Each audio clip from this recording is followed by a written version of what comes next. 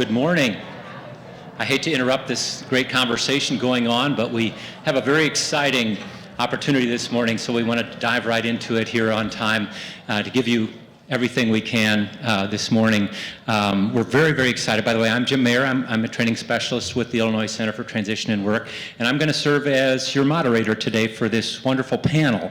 We're very excited. This is our first year to have anything of this nature, which is a panel including employer perspectives on school business partnerships. So we're very excited that we have four wonderful representatives here of four wonderful businesses. And they are working very actively with the schools in their part of the state, and they're from various areas within our state. Just to give a quick introduction of them, and by the way, in your folder you should have a sheet that has everyone's photo on it, that kind of has a little description of each person and their setting that they work in and what their position is there. But just to give you, and we are in order conveniently as on your sheet. So immediately to my left is Carrie Elliott, who's a human resources manager with the Hy-Vee Corporation out of Bloomington, Illinois. Then next to her left is Brittany Hyde, who's a disability inclusion coordinator at the U Chicago Medicine site. She's actually with another organization that provides that service to the hospital system. Then to her left is Anthony Matucci, who's a global talent acquisition manager with G&W Electric, which is in the Bolingbrook area, right? And then to his left is Katie Tilley, who's the team lead of workplace operations at Rivian Automotive in Bloomington Normal. Is it Normal or Bloomington? It's technically Normal. Technically Normal, yeah. Normal, Illinois. Blends together. Just west of us. And incidentally, all four of our panelists have worked with some of you in the audience. The schools programs that they work with, how we found out about them is from some of the members of our team and some of you here in the audience. So we're appreciative of that as well, and it's kind of a nice personal connection to have here with our symposium. Without further you're going to hear more from each of them about who they are and what they do, and we are going to go kind of in order. And just so you all know what to expect, I'm going to ask each of them a series of questions to share with you, and then we are going to have a nice chunk of question and answer, a nice Q&A period at the end for you all to ask your questions of them. This expert panel to my left, again, they're experts in what they do and have done some really cool things with the schools. So we'll start with Carrie. And Carrie, I'll ask you first, just if you would share with the audience a brief description of your business and what you do there. So Hy-Vee is a retail grocer located all over the Midwest, but I am specifically in Bloomington, Illinois. What else did you ask? Description of kind of your business and your role that you play within it. I'm the HR manager, which isn't just hiring, essentially, or just training, like you do it all when you're at the retail level. But I do have a passion for hiring inclusively, if you will, and that's where I got the partnership started with the school district in 2009. Great. And then secondly, could you tell us, a little more detail about how your school formed that partnership with the schools, what were some of the determining factors that went into that decision, and even if you want to talk about some of the, positions, for instance, that students have become employed in and have really become, part of your organization through. Sure. So when the store opened in 2015, I feel like I just said 2009 a while ago, so 9 years ago, in 2015, when the store opened, we reached out to the school district to see if we could have a partnership. At that time, we partnered with the VTAP program out of Unit 5 in Normal. And it has been nothing but rewarding, I think, on both ends. We can hire these individuals in with the added support. They can be courtesy clerks, which is like bagging groceries, bringing in carts. They can stock shelves. They can help with janitorial. They really can do anything in the store if we properly train them, which is what we do. So we train them, and with the added levels of support from the school system, they can become really great employees. Wonderful, and just a bit of a follow-up question to that. I know that you've started some students there as volunteers and they've maybe been able to transition into employment. And could you talk about some of those tasks that are reserved for those students who are, working for you on that volunteer basis? Sure, so about 6 years ago, we added the level of the volunteer program, which has is absolutely awesome. I think it's always the goal that these volunteer kids can then become paid employees. I don't want anyone not to get paid to do the work, but they get in there, they come with a job coach. They can do things such as package cookies in the bakery, close the container, put the label on. They do some light cleaning. They put things back on the shelf, like we call it take backs. They put the things back on the shelf that people decide they don't want. And they learn to interact with others. They learn to interact with the customers. I expect that they come in they have a shirt that they wear that says that they're in a program. They all wear a name tag that says Hy-Vee, so that customers understand that they could ask them questions, so they learn that interaction. And we have hired probably about 50% of them as paid employees once they volunteered, which is pretty awesome. That's phenomenal, yeah. And one other little thing I thought was kind of cool, I think you had mentioned to me that some of those students who are volunteer interns do some date checking of some of your products too, is that right? Oh yes, 100%. So obviously there's a lot of perishable items. They do focus a lot on the health market because the health market area has shorter dates, and they will check product dates, so they're learning how to read, how to look at dates, and they'll pull stuff off so we're not selling outdated product. Cool, really, really excellent. And then finally, my third question for you before we move along to Brittany would be to share some of the challenges and successes you've had with this program, with the school, to some of the ups and downs, over the time you've been doing it. Sure. So some of the challenges can become that if someone doesn't want to come to work, essentially. But again, that added layer of support, I have been blessed that the program I work with has awesome people. So a simple text, email, phone call, we're talking back and forth like, hey, Joe said he doesn't want to come in, or hey, Joe didn't come here, and then they're on it. Like, we can get him there. Their funding is, I think, wonderful. Therefore, they are able to bus them, or the teachers have the authority to drive them sometimes. They can get them Uber gift cards. They can get them public transportation. So it has been like, it could be a challenge or not a challenge, essentially, because sometimes they just need that little oomph to get them there. But it's been more rewarding than anything, because some of them just need, like I've said 100 times, I feel like already, that added layer of support. Somebody that I can go to and be like, they're just struggling with this. And they might set, the teachers or the coordinators, they come in, they'll work with them. Like Carrie said, we need to focus on this. And they'll work with them one shift, and usually we're good to go. I actually have, I think 6 right now that have started between like 2016 and now, who are full-time employees at Hy-Vee, 2 of them managers. So that's cool. Wow, that's really, yeah. That's applause worthy for sure. Yeah, both for your company and for those students, right? And the school program. And it's very exciting to me to hear just how responsive those school folks have been in working with you, and just how truly cooperative that agreement seems to be, or that arrangement seems to be, as far as your team approach. Thank you so much for sharing, Carrie. So now, if you would, let's pass the mic on to Brittany. And Brittany, if you would, please share with us a brief description of your business. I guess especially the work that you do there with UChicago Medicine.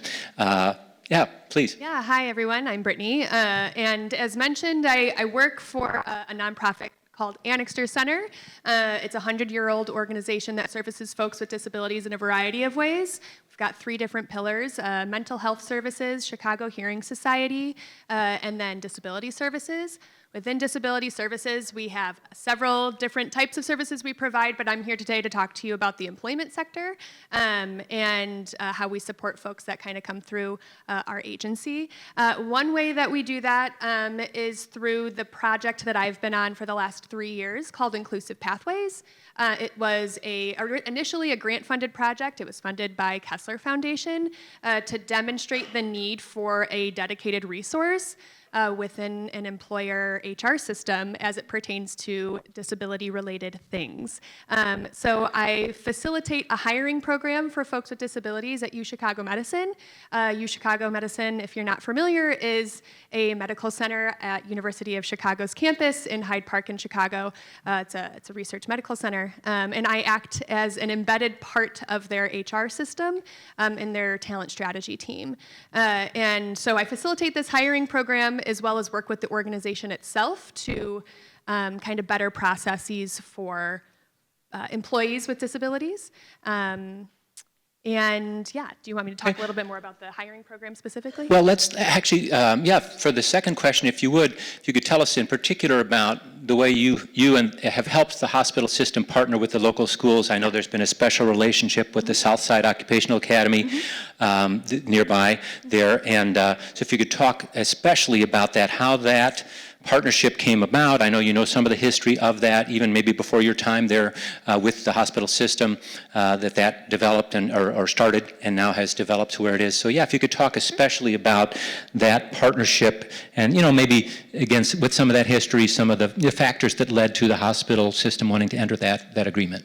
Yeah, so as mentioned, that's the partnership between Southside Occupational Academy and, which is a local Chicago public school not too far from UChicago Medicine, and UChicago Medicine stemmed from a personal relationship from a teacher at Southside. Her name is Sharon Bojan, and the head of volunteer services at UChicago Medicine. And so they kind of came up with a program that was both beneficial for the volunteer services program as well as for the students to kind of gain work experience that they were looking to gain, through their educational programming. But I kind of came in a few years later. So I think probably because of that amazing relationship that had already started and was already kind of there, was probably a catalyst for UChicago signing on to this grant-funded project, which is when I came on. And so that relationship was already built and was helpful. I think the difference maker in, once I became involved was now there was somebody kind of like on the inside, acting as HR that can assist in moving things forward. So although there was a great volunteer program, it didn't turn into as many job placements as they were hoping initially. And that changed once the grant kind of started. And so having that dedicated resource, I think helped really kind of pinpoint why folks weren't getting through and what they needed in order to get through, because these were folks that were kind of volunteering in spaces that they were then applying to, so they knew the job. If it wasn't that, what was the barriers to not getting through? And so we were able to kind of understand those and work together. As far as my relationship then with school personnel and the school moving forward, they were hugely helpful in the whole process from like application on through onboarding. Southside isn't the only school, and it's also not the only community resource that we have referrals to the program for. But because of their partnership and how responsive they are to me and things like that, we are able to get folks through. They're not missing opportunities when they become available, which is untrue of folks that maybe have a little less support. When I come across a situation where, and I think this is maybe getting into your challenges question, if it's okay that I go through that, folks would come to us, maybe they have a high school diploma, but they don't have the physical record or cannot provide proof of those things. At this time, UChicago Medicine does require a high school diploma or equivalent.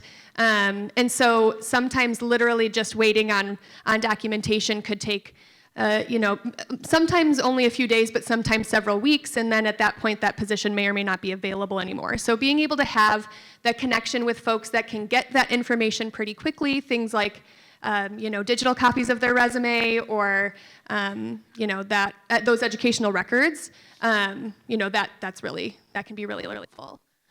Great. And if I could just circle back things you mentioned that I'd love to hear you highlight some more.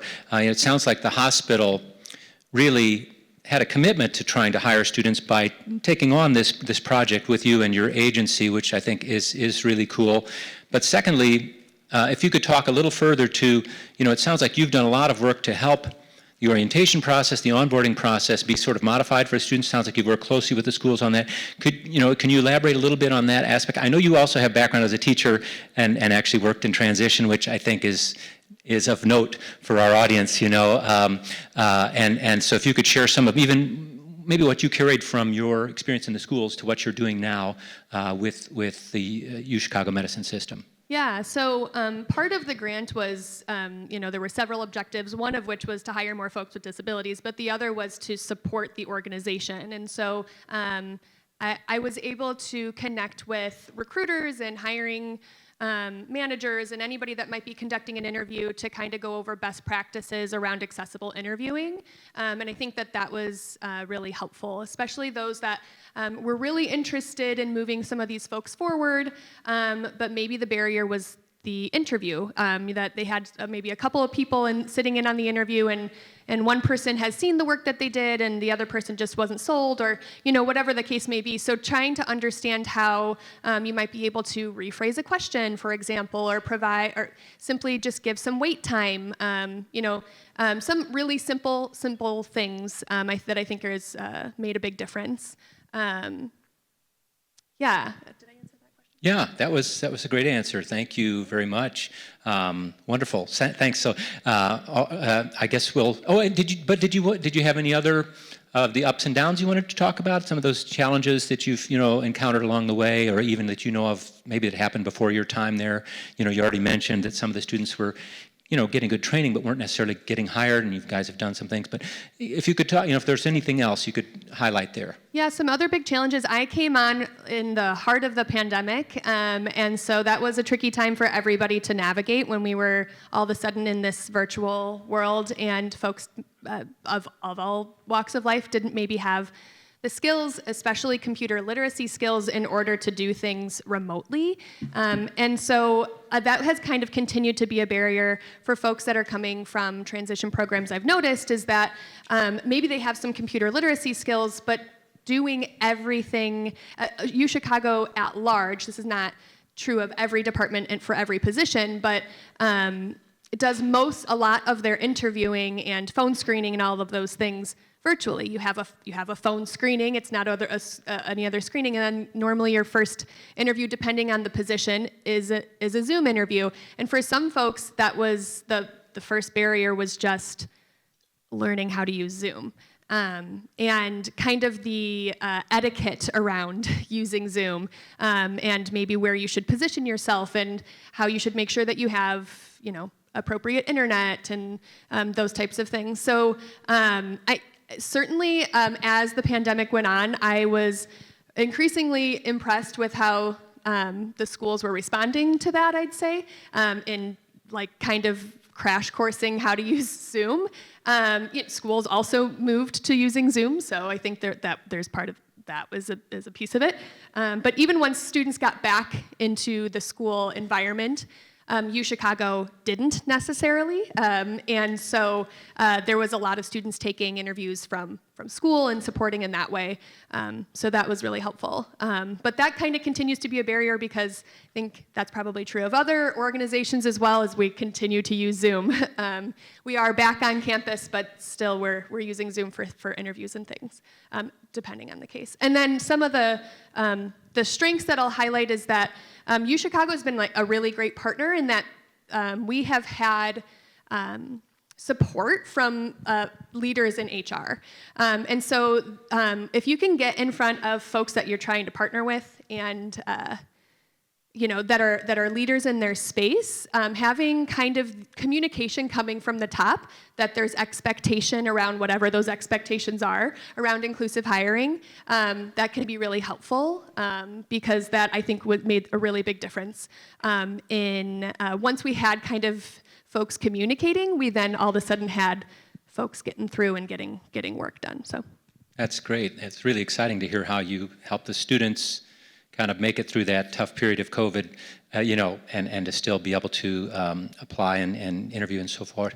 And one other little follow-up with that, with the onboarding, sort of the orientation, the new employee orientation, is a lot of that done? I know at a lot of organizations that's done, online, and is that something else you guys have worked on modifying? Some of the other panelists may miss as well as we go on, but if you would, if there's anything to say about that.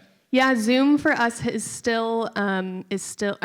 for us. Orientation for us is still on Zoom. Before the pandemic, it was on campus and it was a whole day, and now it's maybe 6 hours and it's a series of Zoom And so for folks that are maybe coming in and don't really require computer literacy skills to do the job that they were hired for, but they need them to apply for the job, to interview for the job, and then to go through orientation, I have been able to figure out ways to provide support to them.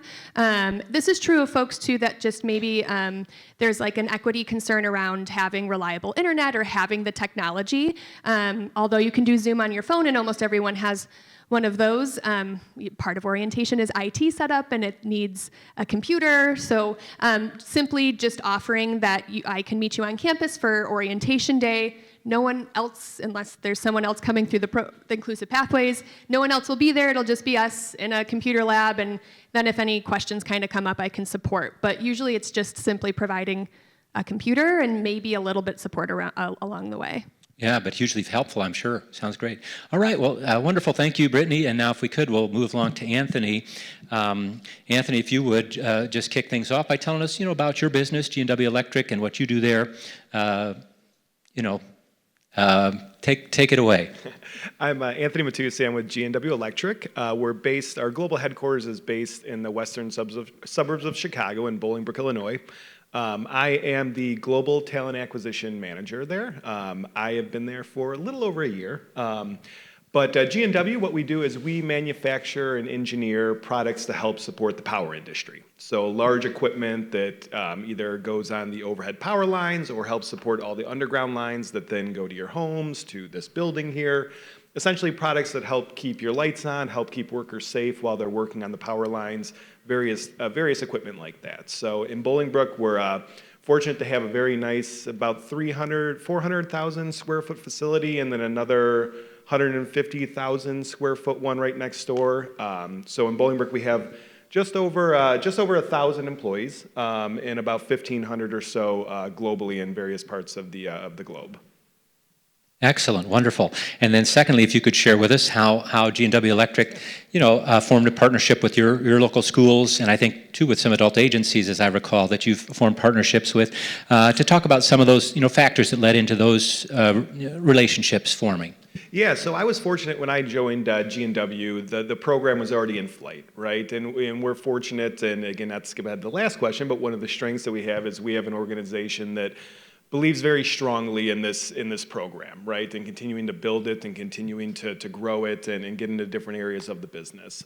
So we partner with a couple of the local school districts that we do things like we host probably about 4 or 5 different tours throughout the year where they bring classes in, show them facilities, show them the different jobs that they could have in the organization, show them around, which is always great. Just, no matter who's coming for a tour, we always love showing off our building. We love seeing people that look at the big machines and see how they work and everything like that. I bring my kids in there every once in a while when no one's around because I don't know if they're supposed to be there or not, to be honest with you. But no, it's been great. And then we also partner, like you said, with a couple external agencies as well. One in particular that really helps us as an organization to know what we're doing right, what we're doing not as well as we should, to help make sure our environment is inclusive for everybody, helping to move folks through the process. You talked about onboarding, Brittany, helping in that process to ensure that they're able to log on, get all the documentation proper, to make sure that they are there for new hire orientation day and are understanding everything that's going on, when to show up the next day, and so on and so forth. So the partnership's been out there for a number of years, and we're just continuously looking to grow it and to find new school districts that we could partner with and work with as well too. Excellent, excellent. And speaking of those sort of modified onboarding processes you have developed, there was one I thought that was pretty cool that you mentioned when you and I met with Jane was the job walk. If you could tell us a little bit more about that, I think which is part of your interview process, I think the audience would really be interested. Yeah, so it's a couple of folds. So first off, starting before even getting candidates, we do job walks once every couple of years or so. And what that is, we bring in a certified advisor to come in.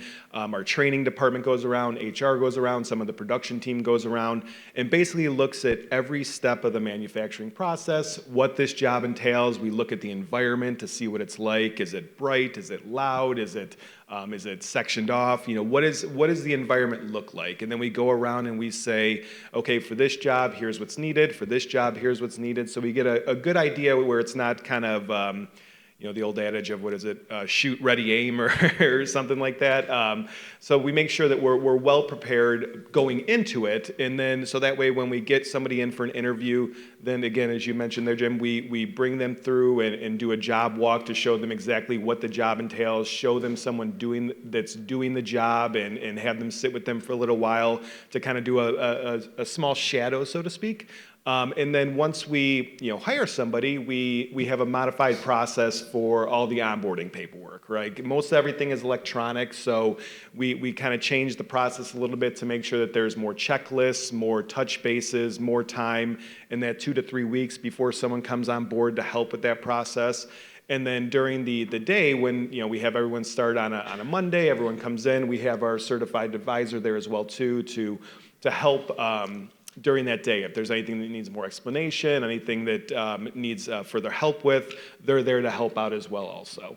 Great, wonderful. And one other little thing I wanted to ask you to highlight, if you would. You'd mentioned when we spoke that some of the folks with disabilities you've worked to bring on have gone through your apprenticeship program, and then also you'd mentioned that some have started part-time and then have actually advanced to full-time positions. If you could talk about that a little bit. Yeah, so a lot of the individuals that we bring on, just because of schooling, we'll bring on a part-time basis. Or there was a project about 1.5 years ago, I think now at this point, in our central warehouse where we have tons of equipment that we're not only getting out the door to our customers, but also internally to get the different products to the different cell sites, where we brought on 4 individuals as material handlers on a part-time temporary basis. They helped out with the project for about 6 to 8 months, and then actually 2 of them ended up becoming full-time employees where they're working a full 40-hour schedule each week. They're there every single day, and it's been a great success story. So a lot of times we'll bring individuals, like I said, because of schooling on a part-time basis.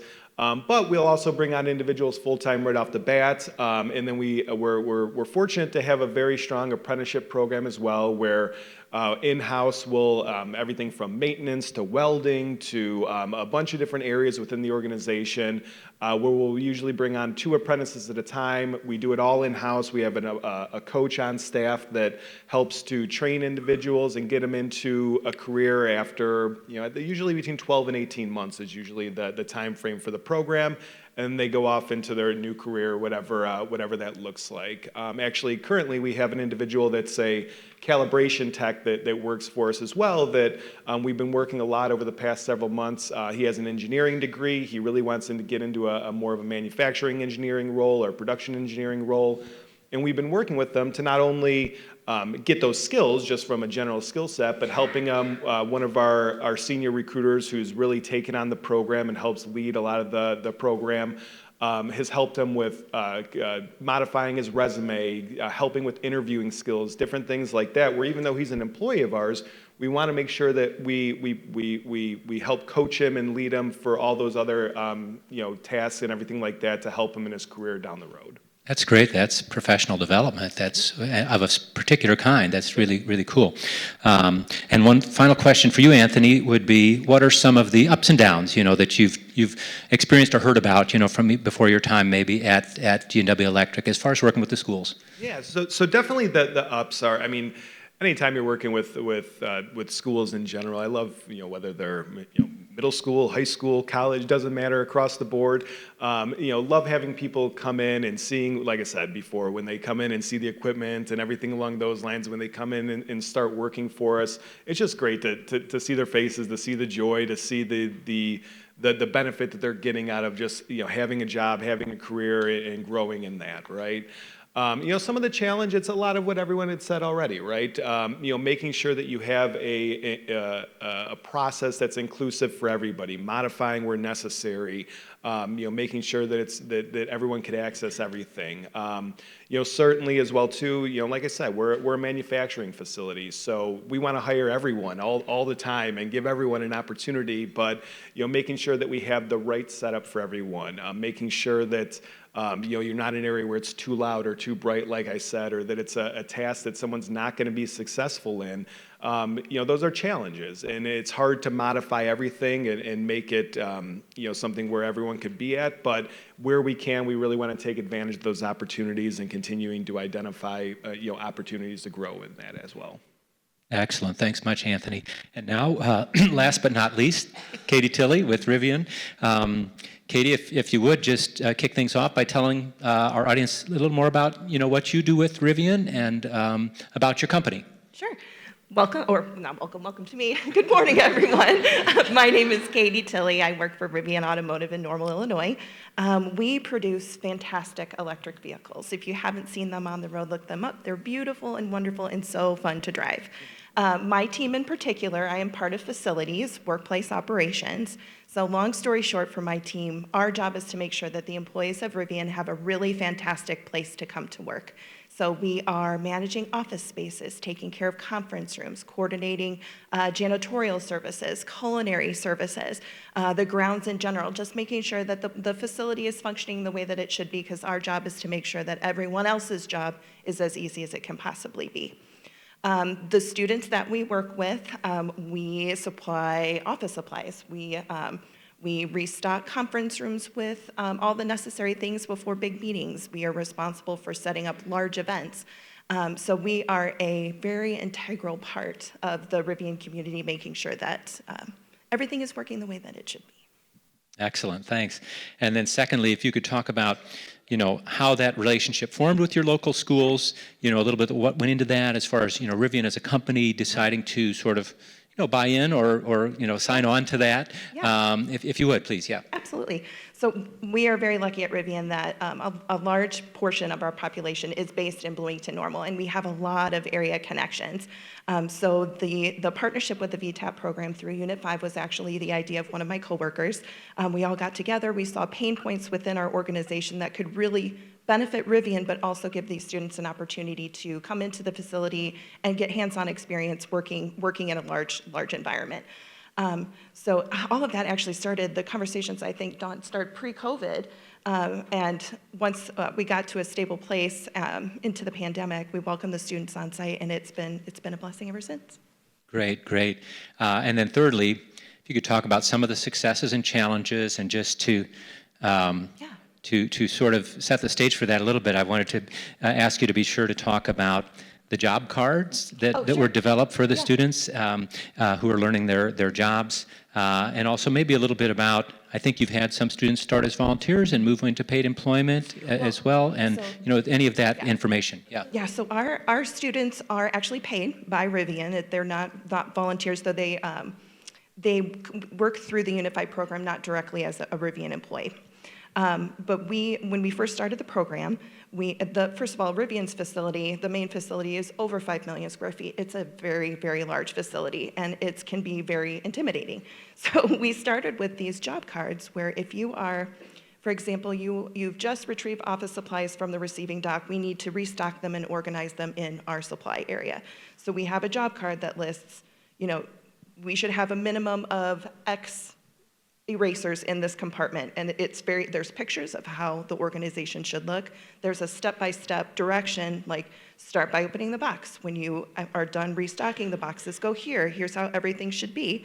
And honestly, the students are so good. They use them for maybe a couple days, and they just know from there how to do it. So it's a safeguard and a support system for them if they have questions about the job that they're doing, but really they get so comfortable that they definitely don't need any help from the job card or from us.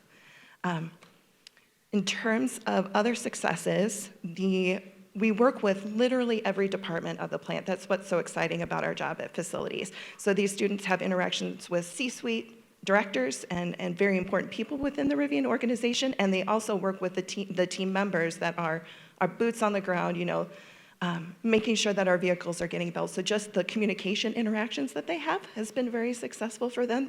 The Rivian population knows our students. They are considered part of the Rivian team.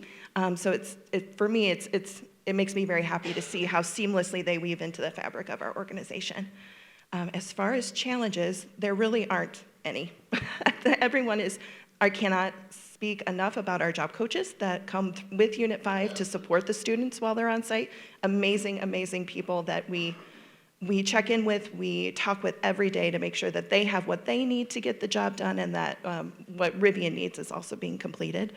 If I had to name one thing, it's just the Unit 5 school schedule. The students follow the school schedule, and we miss them very much in the summertime and when they take breaks. So we definitely miss them when we're gone, when they're gone. Cool. And one other thing I remember us talking about is even though the students have, fairly regular contact with the school staff who are there through the VTAP program, but also with the supervisors for their individual areas that they work in. Absolutely, yeah. We check in every day. They are familiar with the directors of each of the shops at the plant.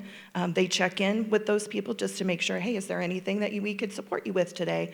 Rivian is a very dynamic and fluid place. Not one day is quite the same.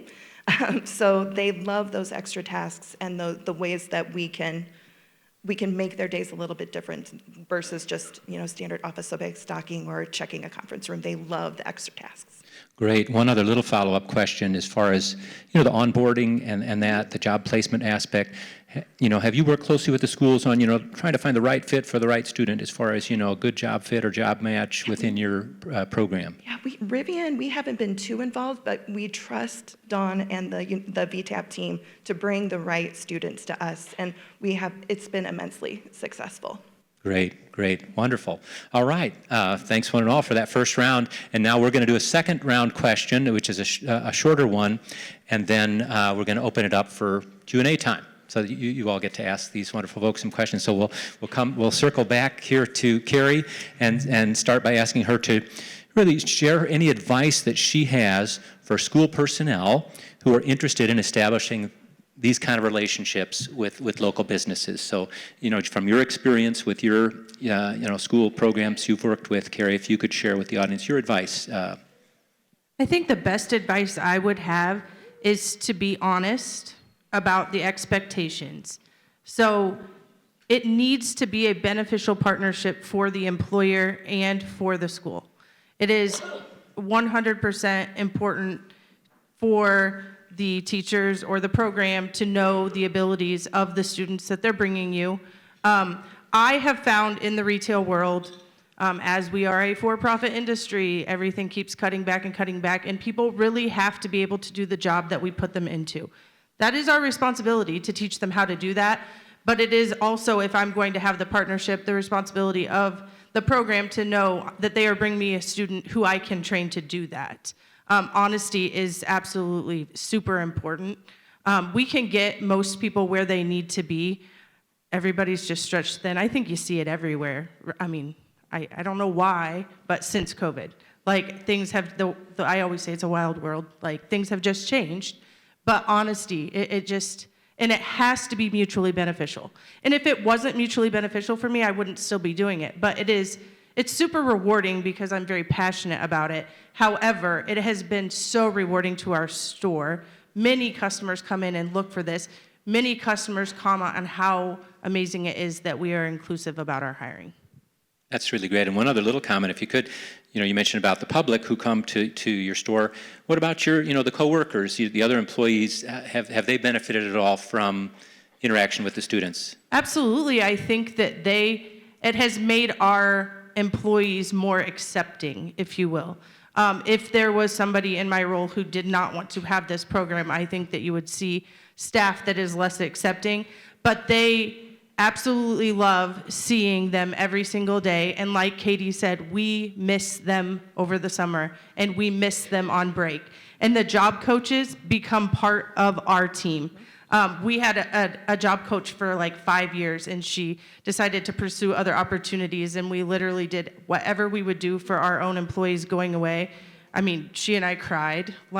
It's intense. They become our family, which Hy-Vee, if you're not familiar with, is a big family. I've been there 24 years. It is a great company. So everybody that comes in and volunteers, and then I see them in their life if they move on besides Hy-Vee, and they come in and they're like, hey, Carrie, just wanted to say hi, and then somebody will be like, oh, I saw Brett in the store. Did you see him? It's a huge family, and they feel comfortable, and they can just make it a home, I suppose. Thank you. Yeah, we talk about that a lot in the schools, how the work, of course, is important and is the bottom line, but the relationships are another cool part about having a job. Yeah, yeah, great. Well, thanks. Okay, now if we could move on to Brittany, if you would share with our audience any of your advice, to especially schools personnel on how to go about setting up a relationship with a business. Yeah, so I'm gonna echo what was just said, that you really, I think, especially if you're trying to establish a new relationship, it sounds like there's a lot of my fellow panelists up here that are champions of inclusive work practices and hiring practices, and it's great to find those champions. But at the end of the day, if you can figure out how it affects the organization's bottom line, those champions can then move the concept forward into something actionable. And so if you can figure out how your school, your student, your set of students, your organization, your program can solve a problem, and also when you're initially talking with employers, ensure that you are anticipating concerns that they might have about having those folks on staff, or I'm sorry, on site. And just like making sure that you're answering those questions. A lot of things that I heard up here, that is true in some ways at UChicago, but not for all students that come from all schools, is the support that they have. That a job coach is like their, is a family member, is just another staff member. I think making it clear to the organization, but also making yourself or whatever other school personnel is going to be on site super available, especially in the beginning, so that if they have any questions, they're answered immediately. There's never a concern for, is this going to work out? Another kind of thing I'll just put out there is, depending on how many students or what the work setup might be, if it makes sense, for maybe you to consider a train-the-trainer model. So maybe you or whatever school personnel is going to be there to support can learn the job, and then you can then figure out how to best teach your students how to do that same job, and then how to best fade away the supports as needed, assuming that the ultimate goal is employment, maybe even at that site. So I guess those would be my additions to that. Wonderful. And if I could just circle back actually on some things that Carrie and you both mentioned, which is this notion of, the school's personnel sort of pre-screening students and really trying to look at a business and what their needs are, and then see if they have students who they think could match those needs based on not only skills but interests. Having a good job fit sounds pretty important from what you've both been saying in terms of, something that's going to work well for that business. And I love what you're saying too about, kind of having good strategies of, maybe having your job coach come in and observe and do some learning and some job analysis before starting to try to train the student can really be golden. And, that's one of the other topics we've talked about sometimes in some of our trainings. So thank you much. And so now, if we could, let's or would you like to make any other comments about that, though, yeah, Carrie, please. I just want to add one thing. When you said that, like the pre-screening, it is so important that we set our students up for success. So like you're saying, the pre-screen, it doesn't make any sense to put somebody into a job that we know they're not going to succeed at, because then they're going to feel defeated, right? So we have to put them in a job that is within their talents. And then we will coach them up so that they can become champions. I like that word. Great. Thank you much, Carrie. I was hoping you'd chime in some more. All right.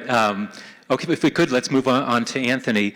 So Anthony, if you could give some advice to our audience based, again, on your experience or even what you've heard from before your time with G&W, in terms of, advice you would give on trying to form those relationships with businesses.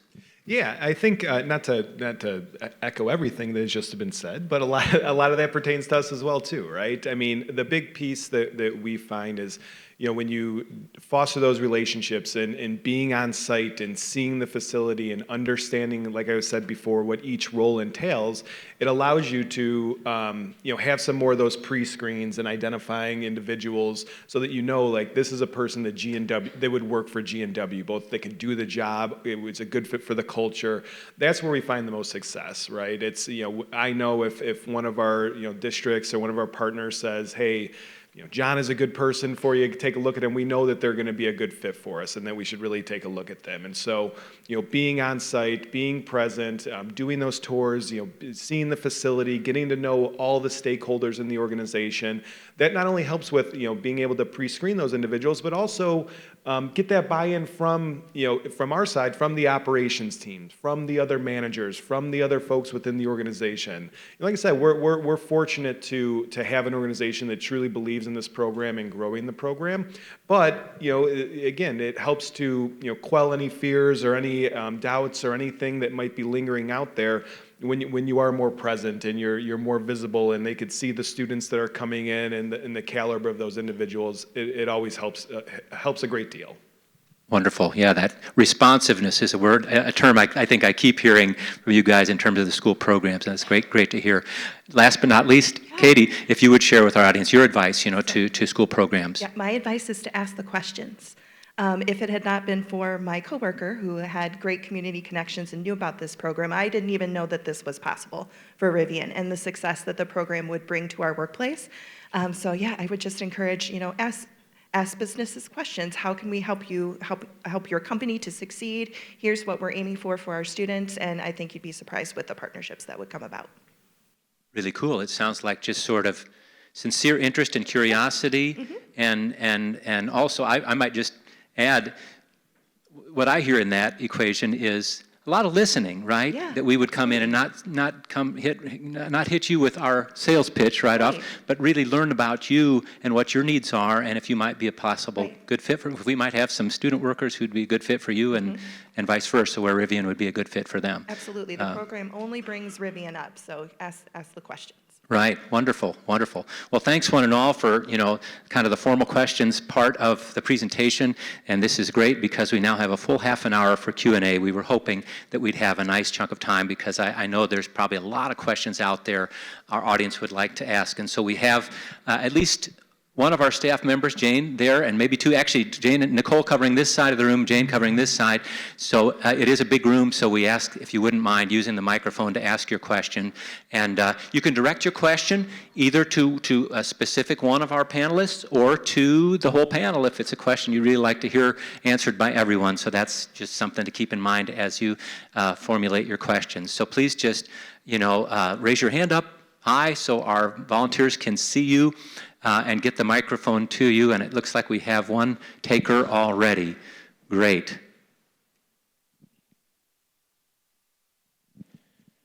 Thank you all for sharing your knowledge and being partners with us in schools. We really appreciate that, and we can't do what we do without your support. The question that I have is for Brittany. We have a lot of, in our school district, we have a lot of varied work experiences, but one area I have not just been able to crack into is the hospital network. We are in the northwest suburbs of Chicago. Do you have any suggestions for those communications? Because I know a lot of times different hospitals have a volunteer department. You kind of have to go in there in a certain way, and if you have any thoughts on that, we'd appreciate that. Yeah, so initially, I've been talking a lot about Southside. That's the school that we have the closest partnership with and the most students with, so that's why. But because I was a previous transition teacher when I got into this space, I also reached out to several schools, but that's not the case in most situations. What Southside did to initially get in is they went through volunteer services. I do think that a lot of hospitals do rely on volunteer work to get a lot done. And so that could be a good pathway. What I love to hear is that places like Rivian are paying students for the work that they're doing. And I hope as a society we get there someday very soon. But that's not a bad path, volunteer services. They might also have an idea of, because the nature of their work is to try and find maybe like some of those problems and how they can be solutions, they might be a good resource to kind of connect and go from there. But I think that's probably a good place to start if you don't have a personal connection otherwise. Could I ask a little follow-up to that one? Did UChicago Medicine find at all that, in student centers as a volunteer, maybe tried several departments as a volunteer?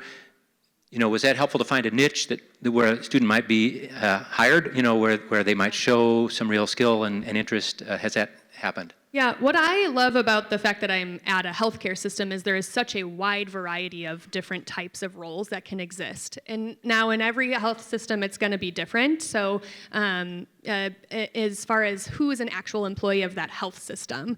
So for some of the roles that are even within our space, are contracted by a third party. But that doesn't mean that we can't maybe still connect you with that third party. And although you might not be a UChicago employee, maybe, it still might lead to a connection of physically working at UChicago. And so that's true of like things like, sorry, I think I'm straying a little bit from your question. I just had like a thought there, but that we have vendors that are not UChicago Medicine. We have a Panera on site. We're getting a beach burrito. We had a Starbucks. We have something else now. But those kinds of places they're not UChicago Medicine employees. They're Panera employees or things like that. But if maybe the hospital system is interesting because of location specifically, or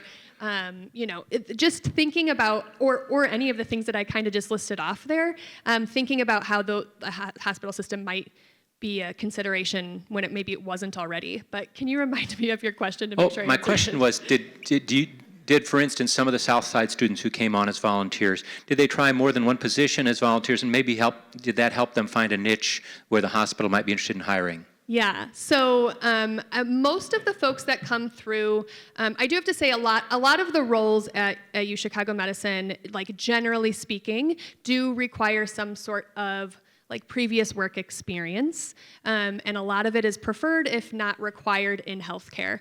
So getting folks in, even in a volunteer space, can be really helpful for opportunities later down the line. But folks that are coming from transition programs are most often coming with not a full resume of work history outside of maybe what they did within their school program. And so what that has lent it to at UChicago Medicine is a lot of service roles. So we've had folks in food service, some folks within patient transportation, some folks within our security department, some folks within housekeeping, and they might not start off by doing the whole job. And certainly we don't have a student manning a security desk specifically, but they might be doing something within the department because something that's related specific to their goals for their overall outcome. Sometimes students utilize UChicago Medicine as a work site because they're hoping to have employment there when they leave, and some folks are just specifically trying to gain work experience and are looking to gain specific skills. And so we are able to work with the volunteer department is able to work with the school to determine kind of those things. We don't have students transporting patients, but they might be wiping down wheelchairs. They might be making sure wheelchairs are where they need to be so that that team can work a little bit more lean. So it's still beneficial to the organization, and students are still getting the experience they're looking for. Yeah, really cool. I mean, I heard you mention, volunteers gain, it's career exploration, it's resume building, and it's possibly a bridge to actual employment with the hospital. So great, cool. Other questions? Here's, okay, Nicole's coming your way.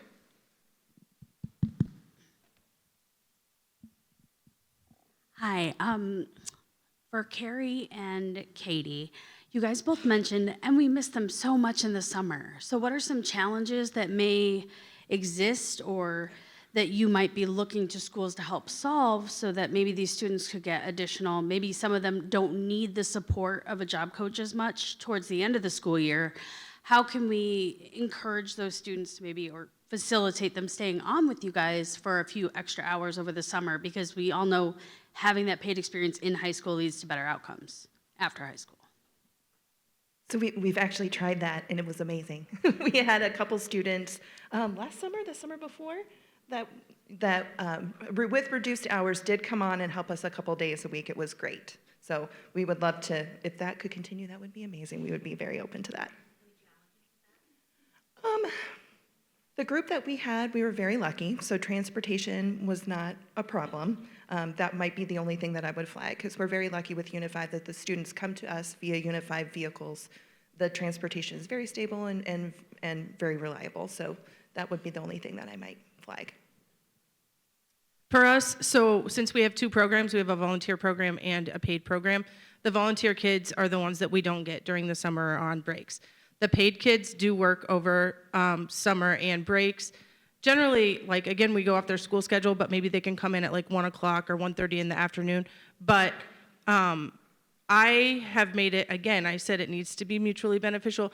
We get them working during the week so that they're working during some of their school hours because it is a grade for them. However, we are retail and we are busy on the weekends. So we ask that they can at least work one of the weekend days as well. Excuse me. So, honest, what I've done, when I see volunteers are really getting to where they need to be, I get them hired before school is out so that they can work over the summer.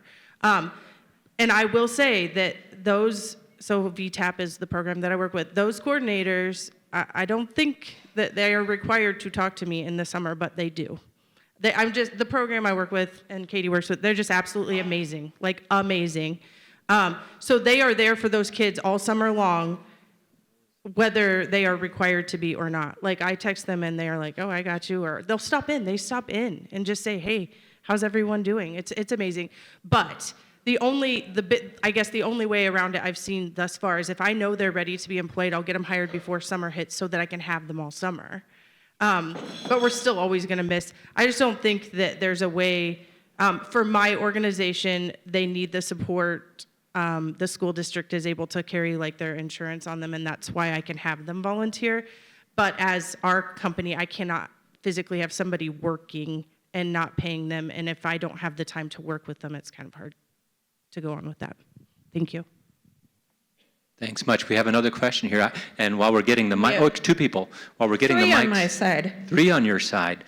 While they're getting the mic, though, I just want to say that how cool that is, and I'm assuming that by hiring before summer break like that if the student needs a little help with the hiring process, paperwork and so forth, that the school staff is there to... Oh, they're wonderful. Just Yeah. yesterday, I sent a text to one of the coordinators, and I said, hey, we got Joe, I keep talking about Joe, random, and he was struggling a little bit through his training. Could you just talk to him? And if he has time at school, could you help him through it? So they did it at school. He got paid. I mean, I put it on his time card. He's supposed to be paid for that training. But I think he was nervous. I think he was just nervous. And so now when he was with his teacher, he just got it all done, and he's ready to start work on Monday. So. Excellent. Great. Another question. This is not a sunshine and rainbow question, so sorry. So we have 100% of our students go out. They're either competitively employed or they do job training program.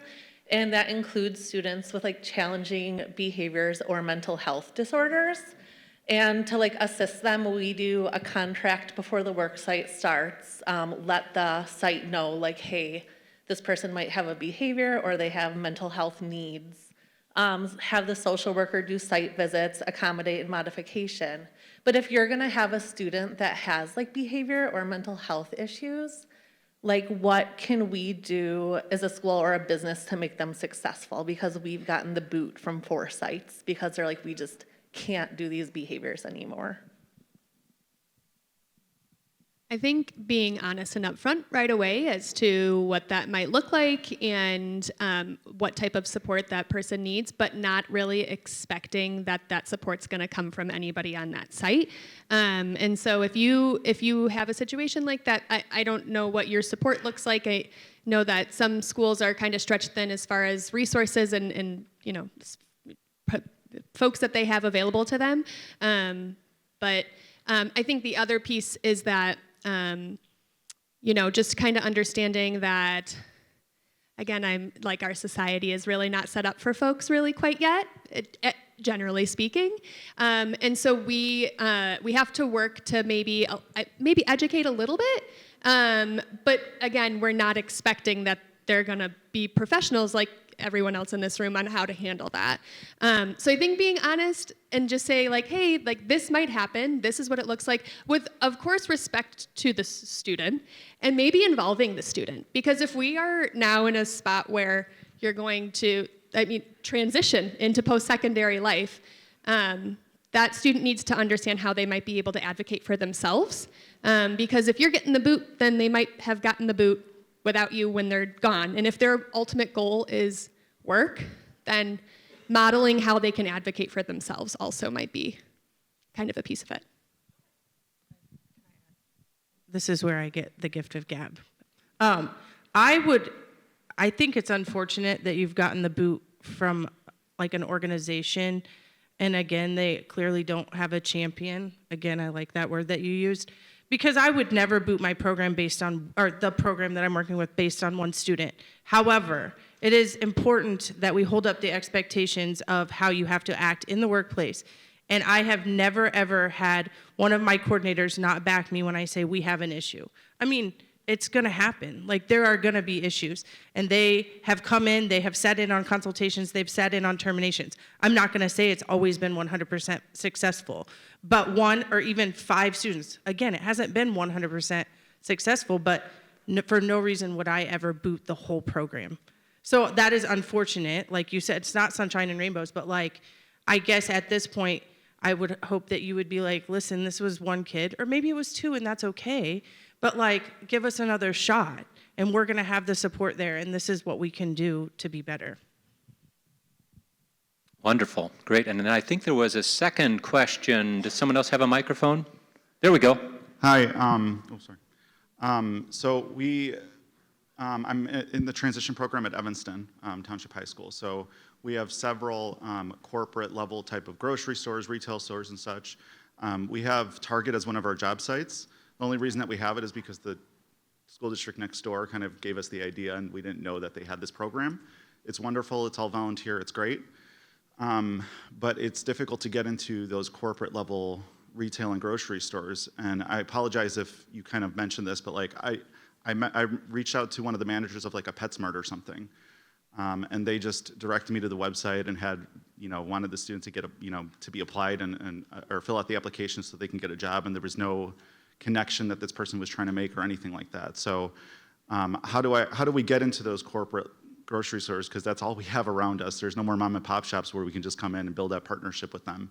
And is there a certain, like your HR, HR manager? Yeah. Are you like regional level? Should we go regional? Like, where should we go to try to figure out how to navigate that whole big system of corporate and build that partnership so we can have job coaches there and have like a job site?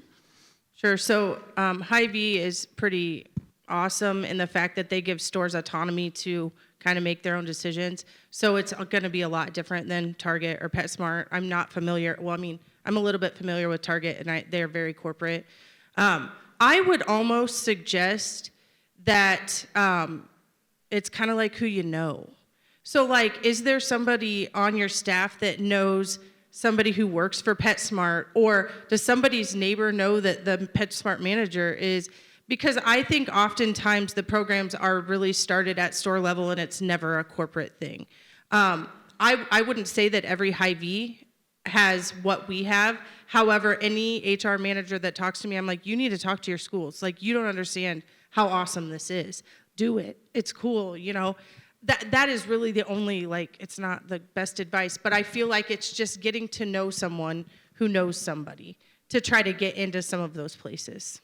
Yeah, and just to echo that, certainly if a Target or a PetSmart, those are kind of the big fish, so to speak, right? And continue those efforts at the corporate level and putting in the time, but that's a very long process to get into a company like that. I know like the local Chamber of Commerce, I'm sure you look into it possibly already, but that's a great way to find those hidden gems of a company, right? That are a little bit smaller, a little bit easier entry. So I encourage you, reach out to the Evanston Chamber of Commerce, some of the local county areas as well too, to find those, like I said, we're almost a billion-dollar company with thousands of employees in Bolingbrook, and you would never know us unless you happen to be in the electrical power industry, right? So there's a lot of companies like that might be not necessarily a mom and pop type shop, but a little bit easier to get into from a local level per se. I think Katie has something to say too. I've got one other thing. So the connection with Rivian actually came through our communications department rather than HR.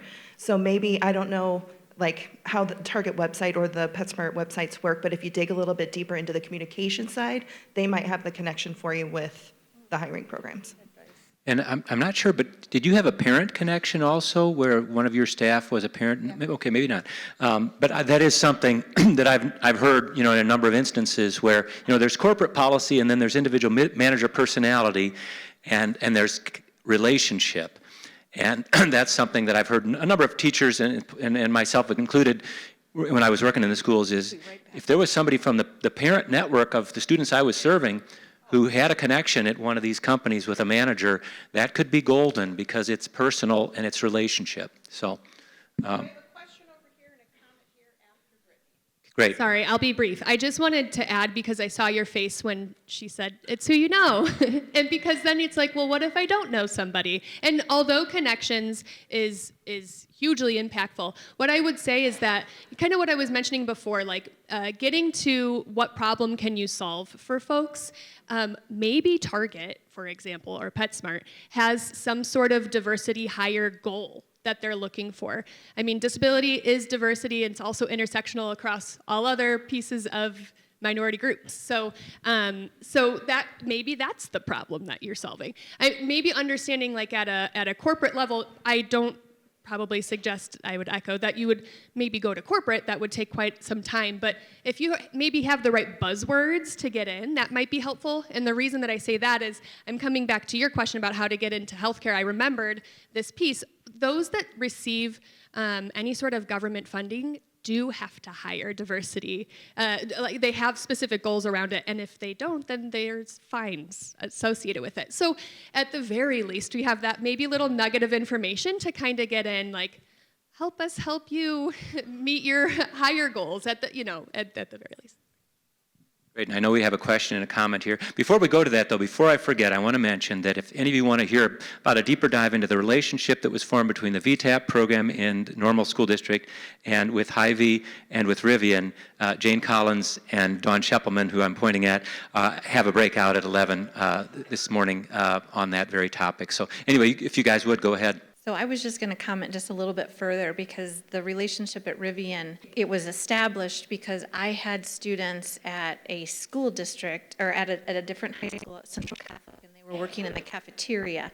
And one of the ladies from the office just fell in love with the program and just found the students adorable. She would go home and she was talking about it with her family, and her son worked at Rivian. And he was like, it just touched him. And so he brought that to his company and said, we need to be doing this here. So that does kind of reinforces the whole who you know thing. But the other side of it, when I have tried to just go into businesses, having all of that paperwork, those agreements, and a complete explanation of what your program is, specific contact information, and then just persistence. I just was able to finally get Meyer on board with VTAP, and that has been several year process. But again, I started at the store level, and I had to just kind of keep going in. So borderline between persistent and not, bugging the tar out of them, but it was great. Go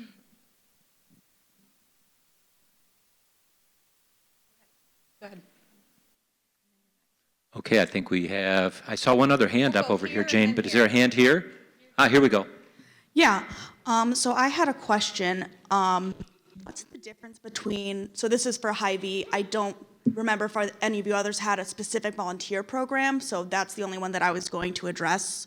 Can you clarify what the difference is between students you hire versus students you choose to bring into the volunteer program first, or does every student start at the volunteer process? So every student does not start at the volunteer process. Again, that pre-screen is coming from the coordinators. So they say, hey, Carrie, I have somebody that's interested, or I think somebody that would be good for you, and I say, okay, they have to apply. Like, I'm not treating them any different. I need them to apply online. Once I have their application, we'll set up a meeting. Sometimes I set up the meeting or the interview with the coordinator, and I go off of what they're telling me. Like, you feel like you need to be with them? Let's go.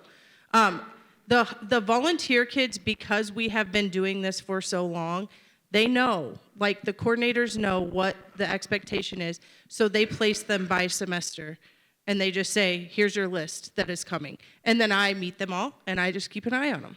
Like, they're there with the job coach, so they do not get paid. They get bused there by the school. They are there. They do all the things. And we've come up with new stuff. Like, just recently, they started helping on, and it's like, I don't know, new things for them. So is the difference that they have to have a job coach with them present during the entirety of when they're working in the store? Correct, Okay. yes, for liability reasons. Okay. In a paid program, in the VTAP program, they are no different. You wouldn't even know that they are in a program, except I have support from the school if I need it, and they have support if they're feeling anxious or anything. But they are paid the same. They are not paid any less than any other employee. The paid employees. Oh, okay, thank you. Sorry. Wonderful. And then I think there was another hand, Jane, over here. Okay, great. Yeah. I have a question for Anthony. Just in reading with this initiative to expand work with the neurodiverse communities, did you work with any other agency to kind of develop that in your business? And the reason why I'm asking is because I'm also wondering if you know any other companies around the Chicago suburbs. We're more north. And I just think I have a student who, if we lived closer, would maybe be interested in just seeing what your company has to offer with those kind of things. So I guess those are my two kind of questions. Yeah, so like I mentioned, we work with a certified partner to help with growing the program, right? So like I was mentioning before, with doing those job walks and really going through every single cell and seeing not only current state can an individual do this job right now, but also looking at, okay, if we remove this portion from the job currently, can we then hire either a part-time resource or another full-time resource to do a portion of that job? And that's kind of where we're at right now, is we're in the process of kind of going around and identifying new opportunities. Because like I said, it's been about a couple years since we did this, so a lot of those jobs that we had done previously, we maybe are not operating that same way again, right? So those jobs kind of got phased out. So we did another cycle to identify, whether it's be creating the plates that go on our products that then get shipped out to the customers, or just essentially, we want to make sure it's a win-win. So we want to make sure it's a job that could be accessible and be done properly, and also be a job that's a value add, right? So we're not just going to put someone in there and say, do this and then twiddle your thumbs for the rest of the time. We want, someone to gain those life skills and those work skills. So, we're working in that way with that partner and with the individual training community in our organization to help grow and identify those other opportunities.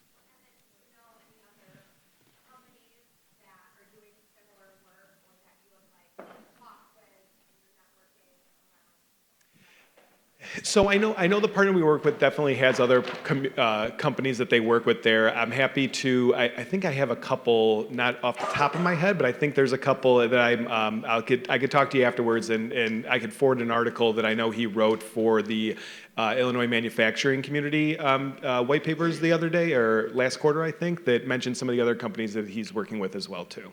Yep. Okay, who's next? Here. Hi, this question is for Anthony as well.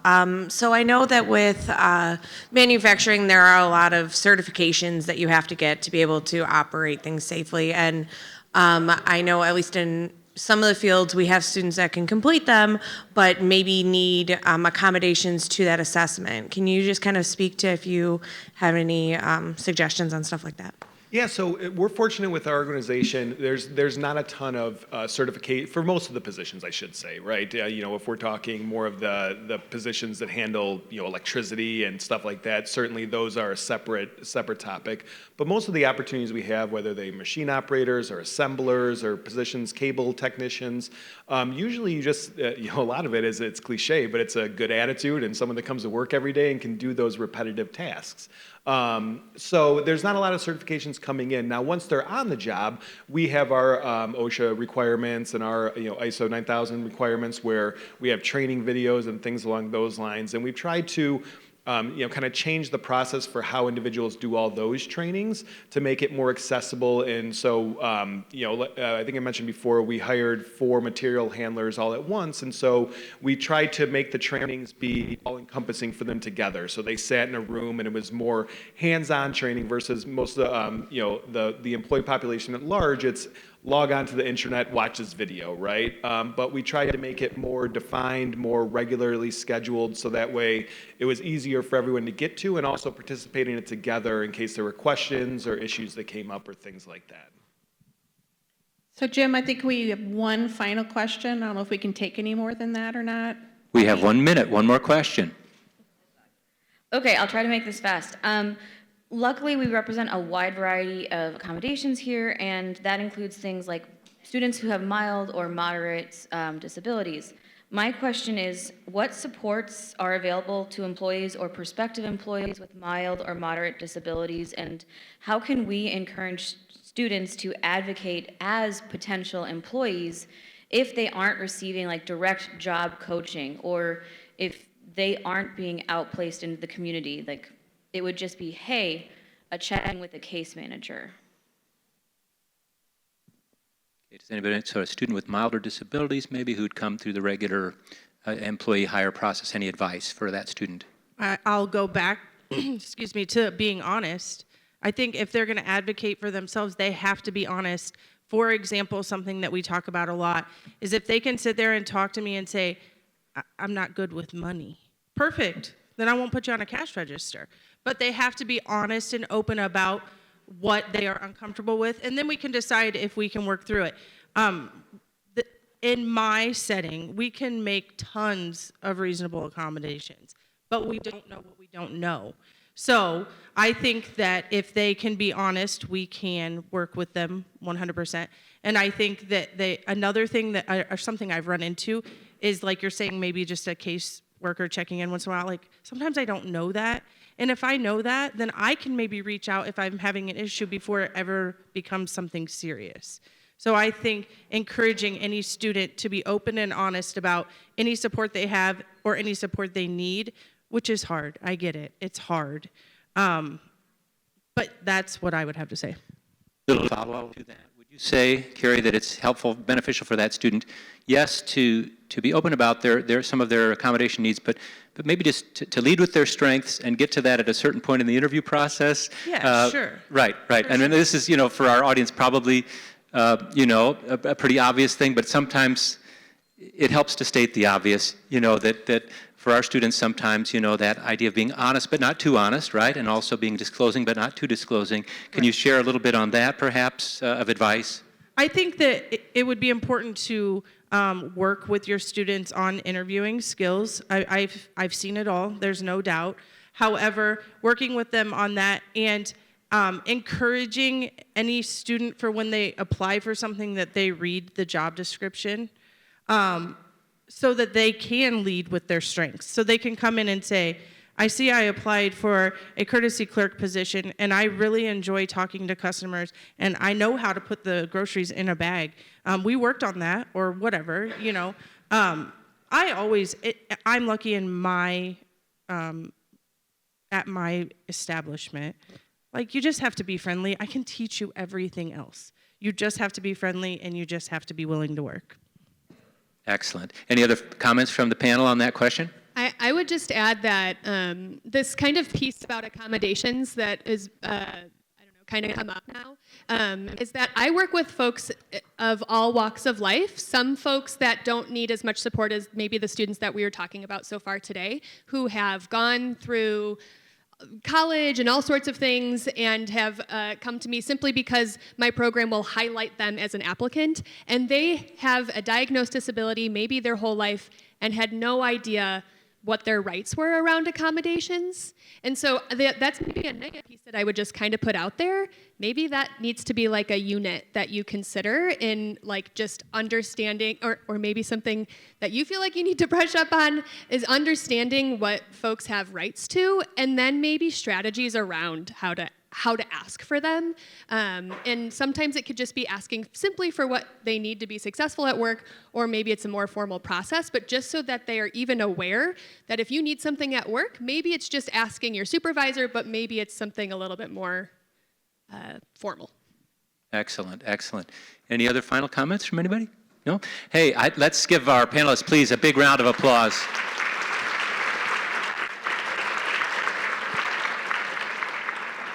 Thank you, thank you, thank you. This has been a treat, I know, for our audience. Thank you again.